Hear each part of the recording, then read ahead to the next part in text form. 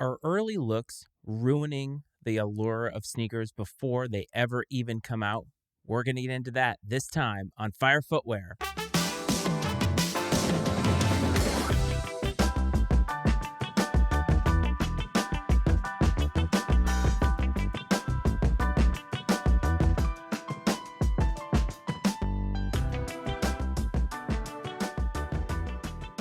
What's up, everyone? Welcome back to another episode of Fire Footwear. I want to welcome everybody who is new to this and everybody who is old in this. I want to thank you no matter how many times it is that you've consumed this content, whether it's in audio, whether it is in video, it doesn't matter. Makes my day to see how many people love this podcast and how many people feel like my perspective on sneakers is something that they want to listen to and that hits home for them. So I asked about early looks. Now, I should give a little bit of a peek behind the curtain as I make this content because I think it's important sometimes to peel back the curtain and let you all know just kind of how all of this works. I think whenever you come upon somebody who is on YouTube or somebody who is in podcasting, I think a lot of times we assume that these people have these giant teams with them. And not to, I guess, break a little bit of the allure of this show, but I do not have a team of people who are doing this for me. This is a solo enterprise. I record, I edit, I publish all of this stuff. And many times, whenever I come up with a concept for an episode, that changes as I'm getting up to recording time. And this is a perfect example of that because I had some other concept in my mind of what I wanted to do with this episode. And then probably an hour ago, as I'm recording this, I decided to go in a different direction. Many times when I try to come up with content for this podcast, I try to think of something that is different than what others are doing. Now, sometimes I come up with things that others are doing, like when I came up with my top 5 Jordan releases that I'm looking forward to in 2024. But a lot of times I try to kind of zig where others are zagging. But this one actually kind of hit me as I'm scrolling through Instagram and I'm scrolling through social media. And it's something that I've kind of talked about before on this podcast. And if you haven't listened to that, you definitely should. But it's all about these early looks. And I've kind of contemplated over the last hour or so whether these early looks are something that may be ruining our love for these sneakers as we get them. Early looks aren't necessarily a bad thing. I think early looks are what allow hype to start building up because social media is an avenue by which hype is built. There's no way that these sneaker companies could sell as many shoes as they do without the use of social media. And there's really no way that we could connect in the way that we do about these shoes without social media. This podcast is social media. Just about every content creator also has social media. The sneaker companies do, the boutiques do, everybody has it. Because in order to stay relevant in this game, you have to be able to have a presence online, not just in your store, but on social media, because you have to push the products that you have and you have to be able to build hype when it is necessary. And I can understand why social media is so heavily used today. When I did an episode on that, I did hypothesize that maybe it was starting to erode the very fabric of sneaker culture in that we get so many early looks and we have so much to look through that maybe it's oversaturating it a little bit. And then by the time these shoes come out, we don't feel the same way because we've been consuming the content and the videos and the pictures all throughout the entirety before we ever got here. And then once the shoe hits, it doesn't hit quite as hard because we're already looking forward to that next release. That's something that we in sneaker culture have always had to deal with, so this is not a new concept. But the Devin Booker 1, the Book 1 as they're calling it,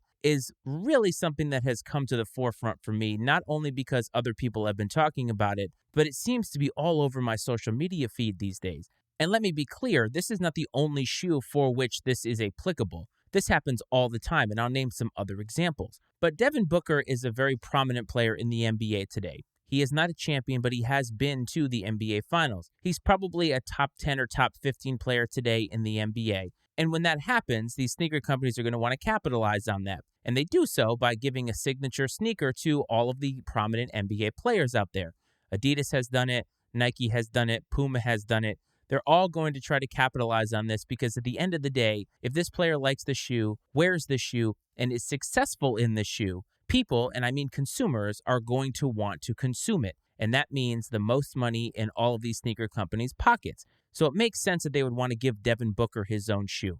I don't know how much creative freedom these players have when it comes to the design of these things. What I would guess happens is that the designers and the people that are actually over the designing of these from a technological standpoint and from a lifestyle and aesthetic standpoint, put some things together, and the player sees those samples and says yes or no to certain aspects of it. And that's how they come up with the final design. I don't necessarily know for a fact that Devin Booker wasn't an integral part in getting that shoe from the first sample all the way out to the line whenever it is that they are producing these shoes. I have no idea. All I do know is that he's a very busy man, and I would assume that as long as it's good enough for him, it's going to be something that Nike is going to be okay pushing out.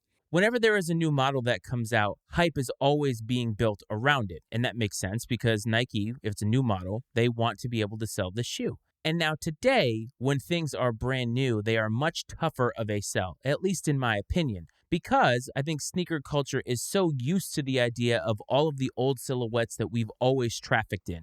Jordans, Dunks, Air Maxes, Yeezys, there's a ton of them to go through, not just those four. So whenever there's a new silhouette that comes out, you have to not only be able to break the mold today, but you have to be able to break the nostalgia of all of the other silhouettes that have come before it. Because many people are Jordan people, they're LeBron people, they're Kobe people, they're KDs, whatever it is. Whatever player they are wearing the signature shoe of, they're really stuck with that in their minds. And we do that as human beings all the time. We have favorites of a lot of things. We generally tend to gravitate toward those favorites whenever the time comes to pick something. It's like if you go to a restaurant and you order the same meal. Sneakerheads are not that different from that particular philosophy. So Nike has to push this out. And what's the best way to push this out is to make sure that Devin Booker is shown wearing these shoes and, very importantly, balling in these shoes. Now, the early concepts of these have shown two colorways, and that's fine. I think that showing one colorway or even two colorways that are on the horizon is a great way to build hype. The first one that we saw was the orange colorway, and that right now I think is like $1,700 on GOAT or StockX. But here's the thing, they haven't even released any of those shoes. That's how you build hype. Since that time, I have probably seen a good 30 Devin Booker colorways that are either samples or something that he has worn on the court on social media. I'm not saying that this is inherently a bad thing, but at this point, we have seen so many colorways of it that I, the consumer, am tired of seeing it, and we haven't even had one of them released yet. So what's going to happen when they release? That's kind of what I want to know. Is I think people were so allured by the first colorway that they saw because it's brand new, it's a new silhouette, it's a fire colorway, everything is great about it. And now Nike has just oversaturated it before we've even seen an actual in-hand pair of these. That's a little insane to me. And it's not just the Devin Booker series. You see this all the time now. Today, just scrolling through social media, first look. Here's on-feet pics of somebody wearing it out. Here's somebody who has a sample of this. Here's a first possible sketch of what this looks like. We haven't even gotten to the point where we are within weeks of a release. In some cases, we are months away from a release, and we're just getting all of these samples thrown at our face. So what happens when these shoes actually come out? We get them, and they don't hit nearly as hard as they would. I understand that you're going to need to show people what they potentially are going to buy. There is a cycle to how all of this marketing works. And obviously, as a part of that cycle, you're going to need to give consumers an early look at something. When I think of an early look at something, I think of it as, here is an actual photo that's more of like a marketing photo. It's a staged professional photo of what the shoe is going to look like. It can even be on a model's feet for all I care. That gets me hyped up whenever I see somebody wearing it, but not necessarily somebody wearing it who's a celebrity, who has connections to Nike or Jordan Brand or whatever. Whenever I see people wearing it out, like for instance, the new Ama Year 4 that is rumored to come out this year, there's people from the Whitner Group wearing it out in Paris. I mean, that's fine. Of course they're going to wear it. It's a sample that they helped create, so Nike is going to give them an early pair of them to have for their collection. Duh. This is not something that's out of the realm of possibility, but it's also not something that I can relate with. And so now we're getting to the point where all of these shoes are just being pushed on social media. We see so many photos that by the time the actual real photos come out, we're already moved on. We've moved on to releases that are after that. The only thing that comes now is the performative act of actually going through the release and trying to get this shoe. And I said this before when we made sneaker resolutions, that a lot of times we are so focused on the next release that we get these pairs in hand, we look at it, and we have already mentally moved on from this. And I think a lot of this stems from the fact that we are seeing so many looks of a shoe before it is even available for release and available for consumption. We are not wearing these shoes and getting any enjoyment out of them because the enjoyment comes in validating it, seeing that it is what those pictures have shown you, maybe getting an on-feet pic, maybe even making a review video, and then we're kind of done with it. Many people who have giant collections will tell you that they don't wear nearly as many of the shoes that they thought that they would, and they're not yet cleaning out their closets. Because now when we go on social media, it's a new shoe, a new Travis Scott silhouette. Oh, look at this, another sample of a Travis Scott canary yellow. Another example of Travis Scott wearing a sample that he's never seen. In today's world, the oversaturation hurts. 10 years ago, seeing a celebrity wearing it when you didn't see pictures all over the place, that was a big deal because, oh my goodness, this is a shoe that could actually come out. Sometimes less is more. And I feel like with all of these early picks, less should be more. Right now, I'm already tired of the book one, and I haven't even seen a pair of it yet. Haven't even tried to wear one, haven't even tried to buy one.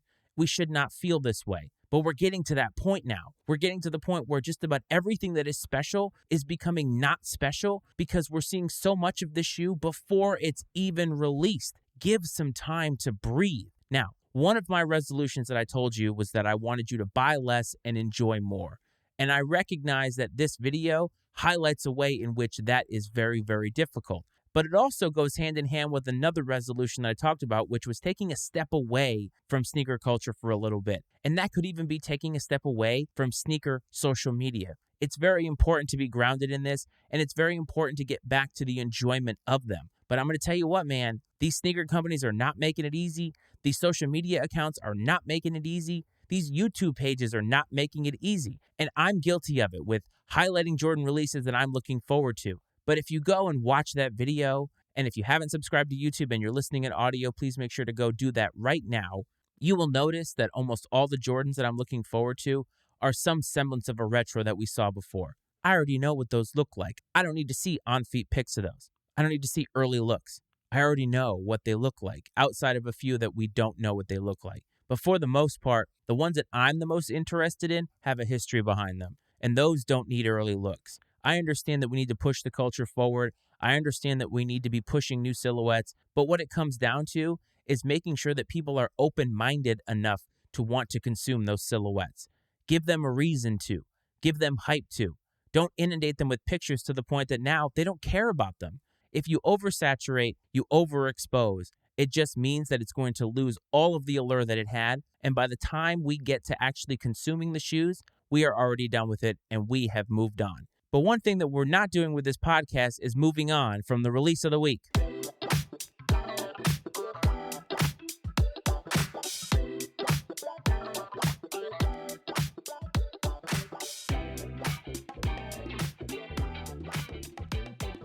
Release of the week, where I like to highlight a shoe that has caught my eye. It's not always hype, very rarely is it, but it's just a shoe that I want you to know about. You all are familiar with Nike SB. I would say instantaneously, many people think of Nike Dunks these days when it comes to Nike SB, but Nike SB has been around for a long time, and they have been making a lot of other silhouettes that are very big in the skateboarding community. And this is one that I've actually never highlighted, and I've never highlighted this particular person before, and it is the Nike SB iShod 2. This is the second signature shoe for iShod Wear, who is a skateboarder who is big in the culture. His first one is absolutely fire, and it really speaks to skateboarding culture to a T. I really like this one because I think it takes what they built with the first model and actually makes it a little bit more futuristic, brings it up to the times. It also kind of gives me an Air Penny vibe a little bit. There's two colorways releasing on January 19th. I have a feeling that these are going to be available because many Nike SB silhouettes that are not Dunks generally tend to be available, and a lot of times you can find them in the outlets. There is a lot of fire to be had when it comes to Nike SB silhouettes that are not Dunks. So please take a look at this on January 19th on Nike.com, wherever it is that you find your Nike SB releases. I think you will love them. I think there's something you could wear for skateboarding. You could get away with casual wear with them. They kind of fit the mold in a lot of ways, but it's one of those new silhouettes that I told you about, and I wanted you to try new silhouettes in 2024. So what do you think about early looks? Do they ruin the shoe for you, or do you think that they're necessary to keep the hype train going? Get in touch with the show. Instagram @FireFootwearPod is the handle. TikTok @FireFootwearPod is the handle to find us there. Facebook, Fire Footwear, a sneaker podcast is what you would search. If you're listening in audio and you want to watch YouTube, Fire Footwear, a sneaker podcast with Matty Ice is the channel name. Make sure to hit like and subscribe and all that good stuff. And as always, if you want to support the Matty Ice Media Network, mattyicemedia.com for all the other podcasts that we have. I hope this finds you well, fam. I hope this finds you safe. And as always, I will talk to you next time. This is Fire Footwear.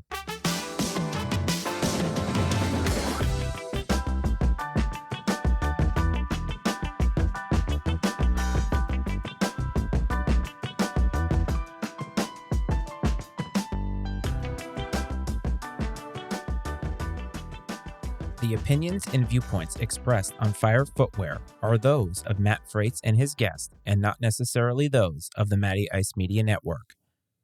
Fire Footwear is exclusively owned by Matt Frates and is brought to you by the Matty Ice Media Network.